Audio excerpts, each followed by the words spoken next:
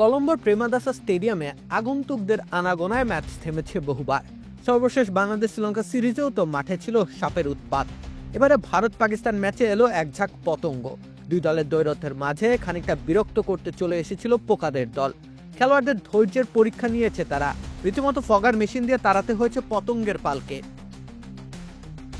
নারী বিশ্বকাপে কলম্বোর প্রেমাদাসা স্টেডিয়ামে মুখোমুখি ভারত পাকিস্তান।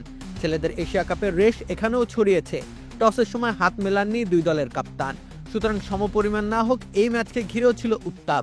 সেই উত্তাপের মাঝে এক ঝাঁক পতঙ্গ বাড়িয়েছে বিরক্তি।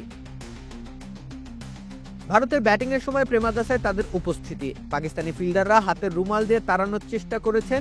ভারতীয় ব্যাটারদের মনোযোগে পোকারা ব্যাঘাত ঘটিয়েছে বেশ ভালোভাবেই। ব্যাট দিয়ে তাড়ানোর ব্যর্থ প্রচেষ্টা শেষে অতিষ্ঠ হয়ে খেলাই বন্ধ রাখা হয় বেশ কিছুক্ষণ। রুচি চানাচুর অরিজিনাল মিক্স, চানাচুরের আসল স্বাদ। এরপর রীতিমতো ফগার মেশিন নিয়ে আসতে হয়েছে। গোটা মাঠ ছেয়ে ফেলা হয় কীটনাশকের ধোঁয়াতে। এর আগে কীটনাশক স্প্রে করতেও দেখা গেছে পাকিস্তানের খেলোয়াড়দের। পতঙ্গের আক্রমণে বেশ কিছুক্ষণ খেলা বন্ধ রাখা হয়। তবে ফগার মেশিন ব্যবহারের পরও পুরোপুরি মুক্তি মেলেনি পোকাদের হাত থেকে।